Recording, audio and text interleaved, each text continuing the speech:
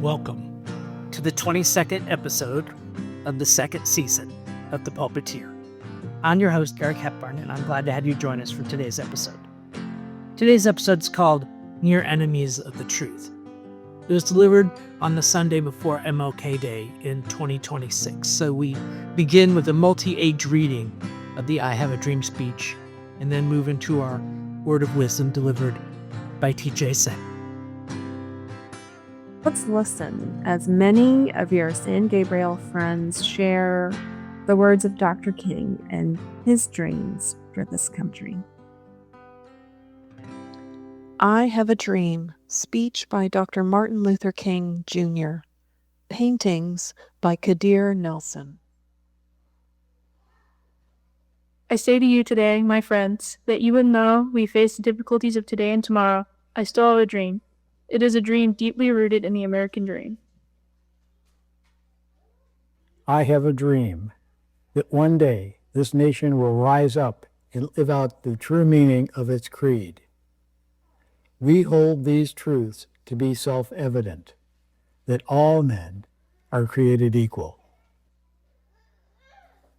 I have a dream that one day on the red hills of Georgia, the sons of former slaves and the sons of former slave owners will be able to sit down together at the table of brotherhood. I have a dream that one day even the state of Mississippi, a state sweltering with the heat of injustice, sweltering with the heat of oppression, will be transformed into an oasis of freedom and justice. I have a dream that my 4 little children will one day live in a nation where they will not be judged by the color of their skin, but by the content of their character. I have a dream today. I have a dream that one day little black boys and black girls will be able to go hands with little white boys and white girls as teachers and leaders. I have a dream today. I have a dream that one day every valley shall be exalted, and every hill and mountain shall be made low. The rough places will be made plain, and the crooked places will be made straight. And the glory of the Lord shall be revealed, and all flesh shall see it together. This is our hope. This is the faith that I go back to the South with. With this faith, we will be able to hew out of the mountain of despair a stone of hope. With this faith, we'll be able to transform the jangling discords of our nation into a beautiful symphony of brotherhood. With this faith, we will be able to work together, to pray together, to struggle together, to go to jail together, to stand up for freedom together, knowing that we will be free one day. This will be the day when all of God's children will be able to sing with new meaning. My country 'tis of thee, sweet land of liberty, of thee I sing. Land where my fathers died, and of the pilgrim's pride, from every mountainside, let freedom ring. And if America is to be a great nation, this must become true. So let freedom ring from the prodigious hilltops of New Hampshire. Let freedom ring from the mighty mountains of New York. Let freedom ring from the heightened Alleghenies of Pennsylvania. Let freedom ring from the snow-capped Rockies of Colorado.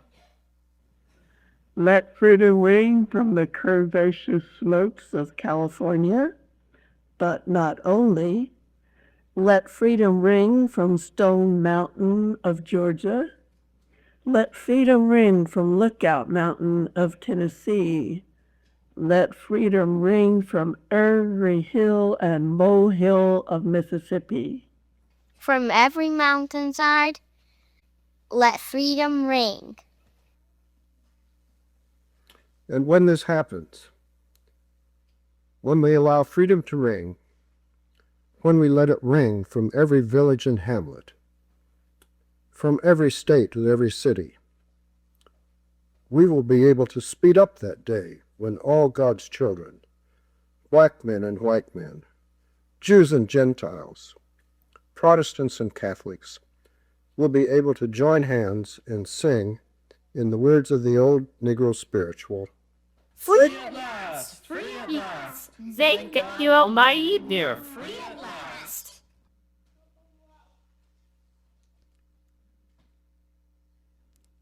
Let us enter a still place within, opening our hearts and minds to receive this voice of wisdom. After the words are spoken, we will breathe together in silence, preparing ourselves for the word unfolding among us. Today's voice of wisdom comes from the prophet Amos and some of Dr. King's favorite verses, 21 through 24 from chapter 5. Quote, I despise your festivals, and I take no delight in your solemn assemblies. Take away from me the noise of your songs. I will not listen to the melody of your harps. But let justice roll down like waters, and righteousness like an ever-flowing stream.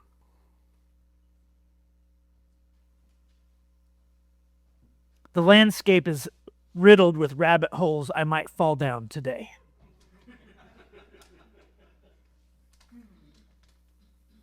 It won't surprise you, I have 8 things I want to preach to you about this morning.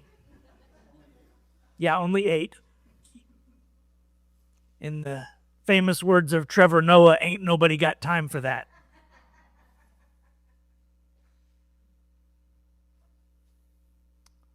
For those of you who've been coming here a long time, you'll recognize that me starting with a Bible verse is somewhat unusual. But in honor of Dr. King, I thought picking one of his favorite scriptures was appropriate. Now, the part that gets quoted often, it will not surprise you, is, but let justice roll down like waters and righteousness like an ever-flowing stream. Heard it many times. Usually all by itself. But what comes right before it? I despise your festivals. And I take no delight in your solemn assemblies. Take away from me the noise of your songs. I will not listen to the melody of your harps.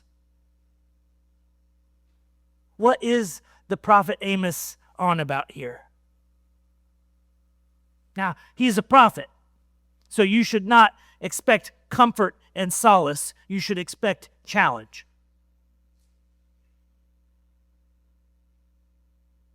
He's saying, don't give me your performative nonsense if you're not walking the walk that matches the talk you talk. That's what Amos is on about. That's why I think that this makes a top 5 list of Dr. King's favorite scriptures.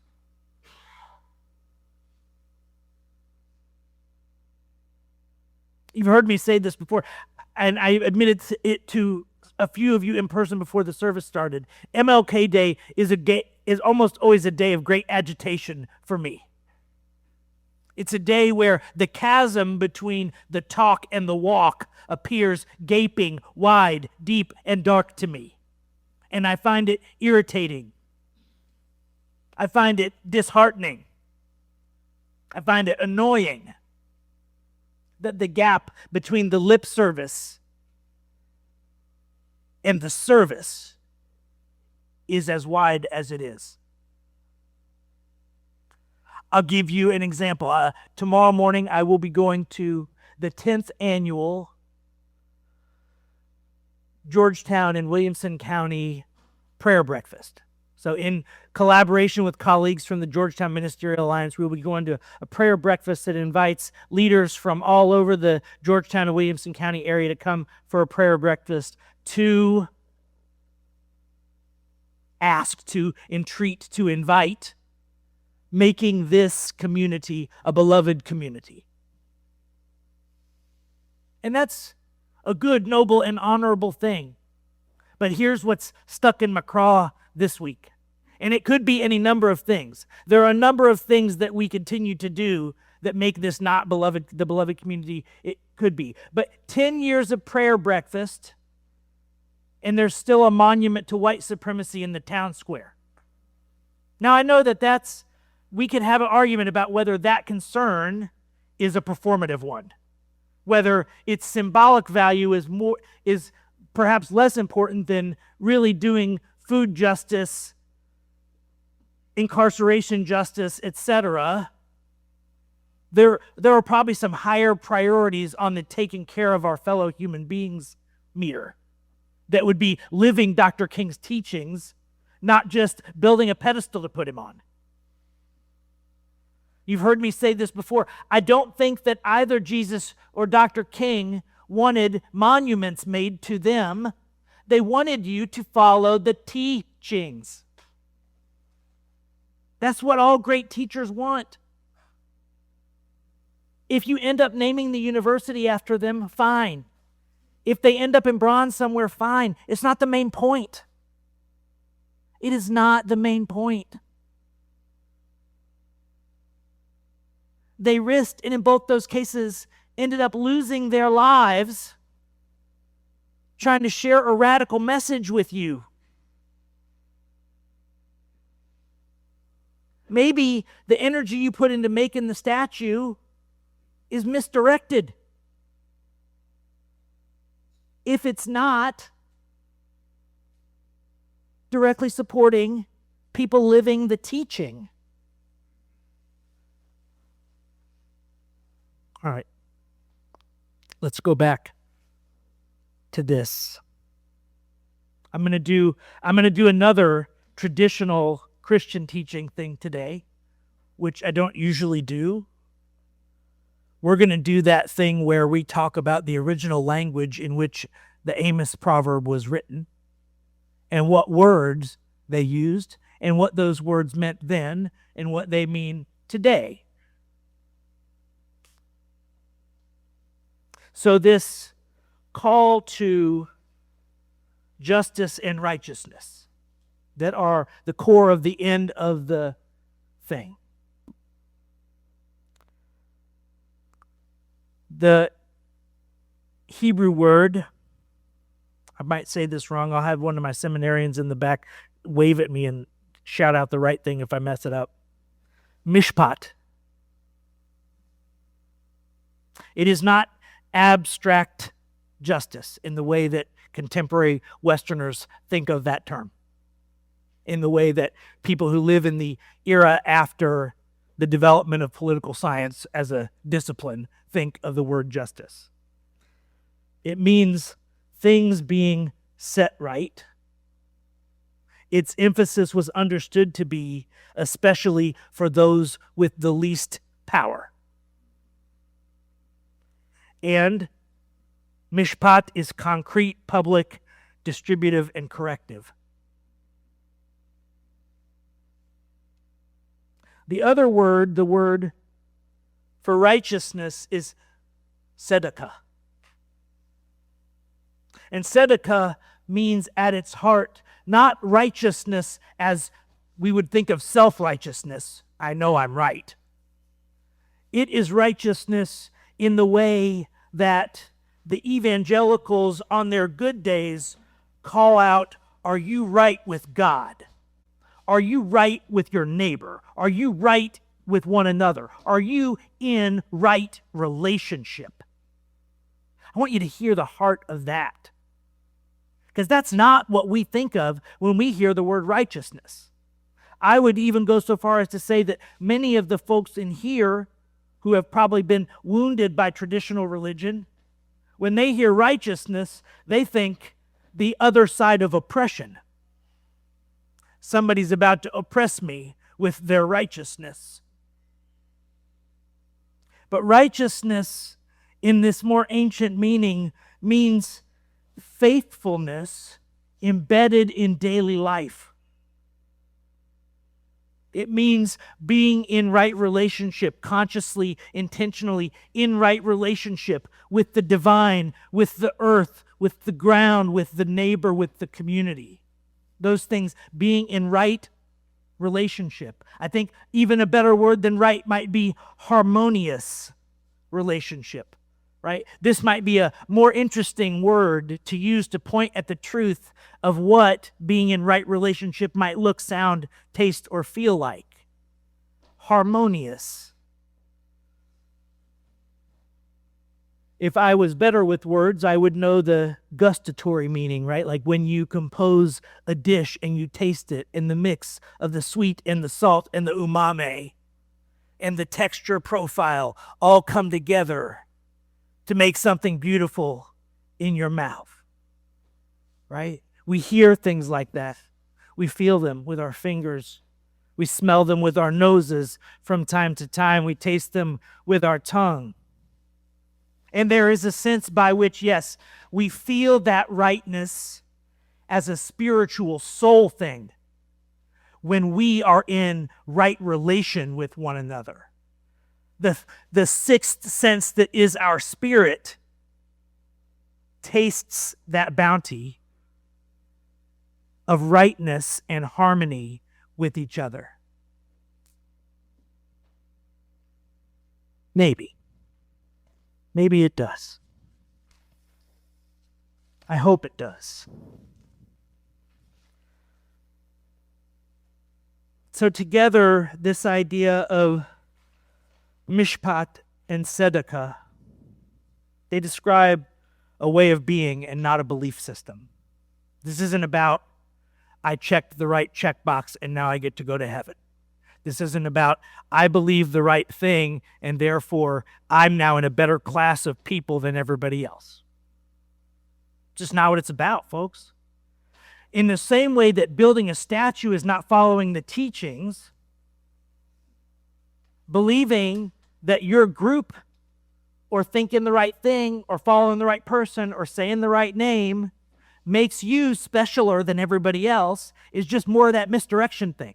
It's just more of you mistaking what's been said about the teacher from what the teacher was trying to tell you.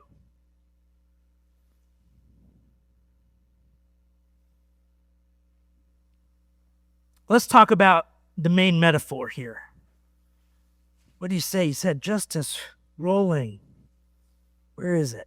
I got it in here somewhere. I got too many pages this morning. I told you 8 ideas. 8 ideas, and I only got time for one sermon. The justice should roll down like waters, and righteousness like an ever-flowing stream. Right relationship, harmonious relationship like an ever-flowing stream. Not a trickle, not a dole out, not something you particularly have control over. This is, think pre-dam building WPA projects rivers. This isn't a river that's dammed up for your convenience or the regularity of your power supply. This is a wild phenomenon of nature that may bless you with power, sustenance, and water one day and tear down your house the next. It is a wild thing. It is not to be tamed. It is not asking for your permission. This begging that the universe is doing, asking, please get in right relationship with me. Please get in right relationship with one another. Please get in right relationship. There is a harmony here begging for your voice to participate. How will you answer that call? How will you answer that call to harmony?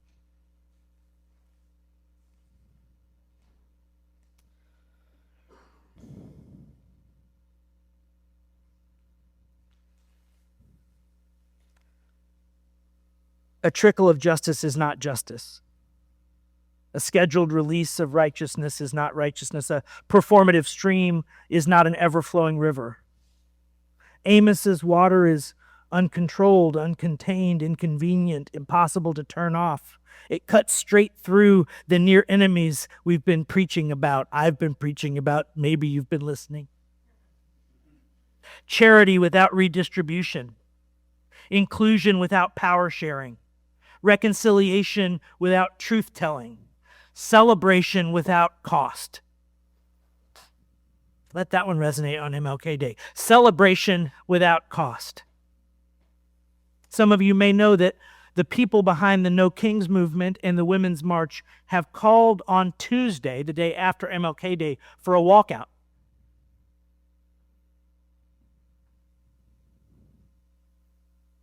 I don't hear the same fervor I held about the march that was on Saturday and Pretty Safe.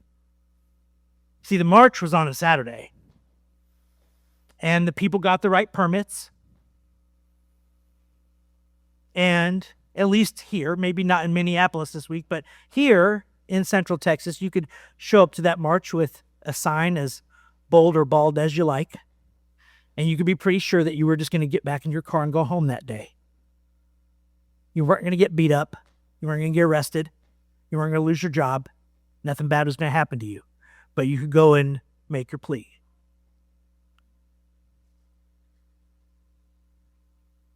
I'm uncomfortable. I'm uncomfortable saying this out loud in front of y'all, and I suspect I'm making you uncomfortable.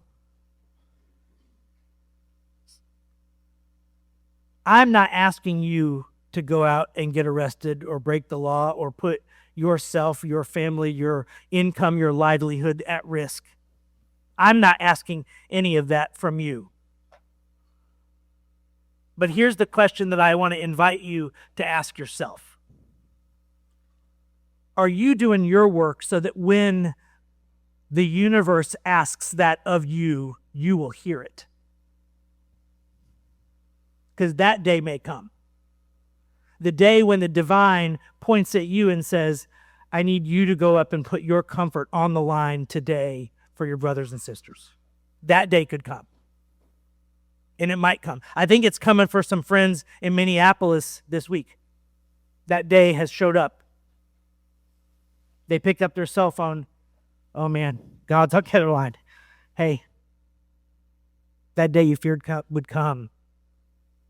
It's tomorrow. It's today. It's yesterday.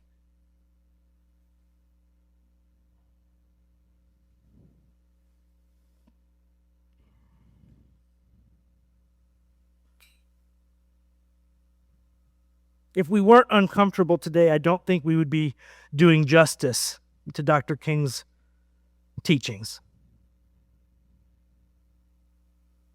All right. Now we're going to turn the page. That was sermons 1 through 3.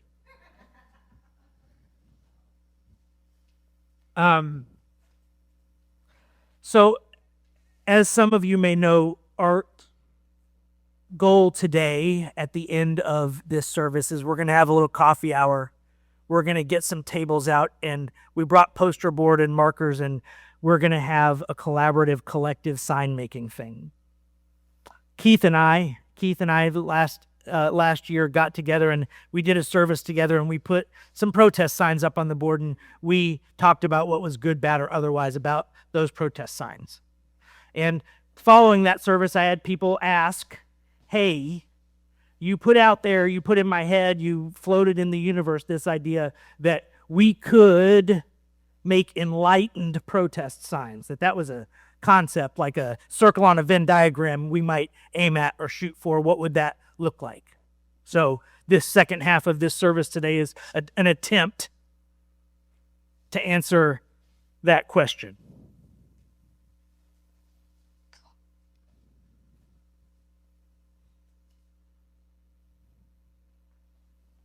The first thing I want to propose is that the act of making the sign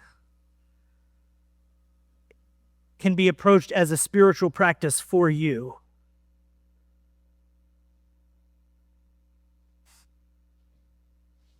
Here's the easiest way to walk into sign making. Those people are so, whatever word you want to use, dumb, uneducated, ignorant, misguided, evil, angry. Pick it. It's already there in your head. I can see it in your eyes. You know what you've been calling them when the CNN comes on or you read the latest thing. Those people, they're so this. I want to tell them how bad they are. I'm going to make a sign to let them know how little I think of them.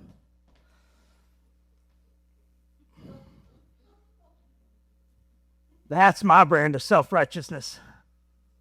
And it seem familiar? Now, what if the brand of self-righteousness that enlightened sign making is inviting us into is the other kind of self-righteousness, the kind we just talked about how we find, create, and invite harmony in all our relations, our relation with each other, our relationship with people we don't agree with, even if they're not honoring what we think of as the minimum bars for being in healthy relationship. There's still a difference between humanizing people and demonizing them. I want you to hear me. There's still a huge black hole, gaping chasm, MLK Day, Eric's mental, cognitive, emotional abyss level gap between humanizing someone who's doing evil and demonizing them and making the evil that they do into their identity. So, immature sign number one. I'm going to let those people know how little I think of them and how wrong I think they are. And if you want to boil it down, most of the signs I objected to that Keith and I put up on the board had some element of that in it. Father Richard Rohr, who restores my faith in all Catholics through his magnificent excellence, he wrote in his book, Falling Upward, that the main dilemma of modern life is our tendency to scapegoat. I want you to hear, I don't want you to just hear it.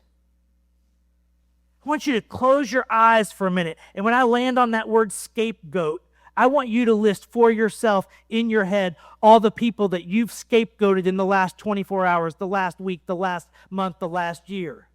The main problem of modern existence, the main moral dilemma of modern society might just be our tendency to scapegoat. If building the monument is a way to distract us from doing and following the hard teaching, scapegoating is a way of blaming everything on somebody else so we are not called to show up to our own work. But our own work is the only work we're called to do. Our own work is the only work we can do. Recognizing that I control just this much. And this is how I can show up in this muchness. To do my part. So,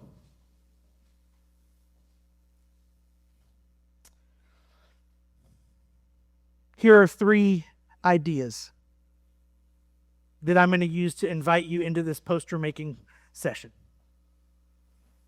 We're going to replace abstract criteria for what a good sign is with embodied pauses and processes.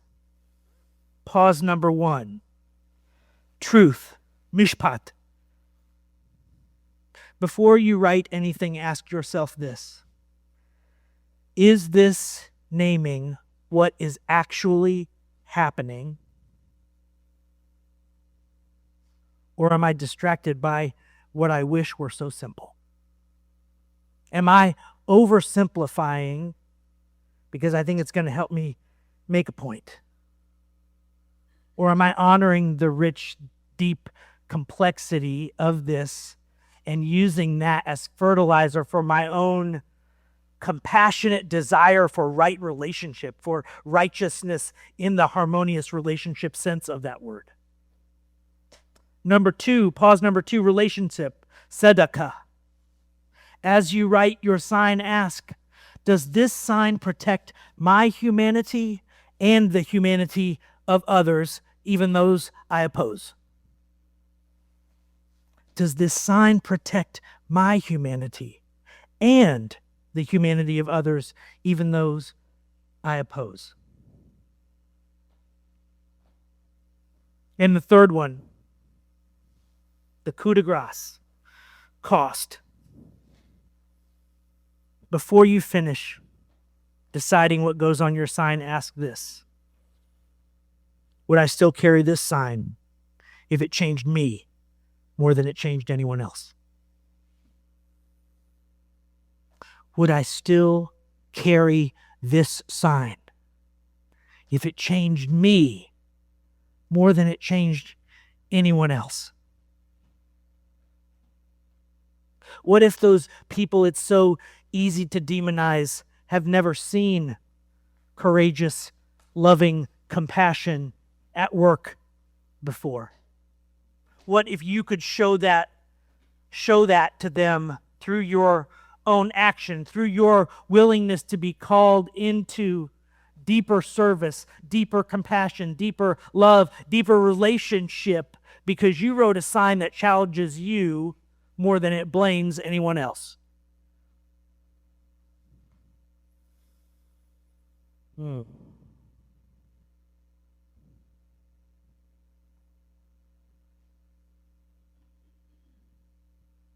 going to close here. Amos did not ask for better festivals. He asked for justice that flows and righteousness, right relationshipness that endures.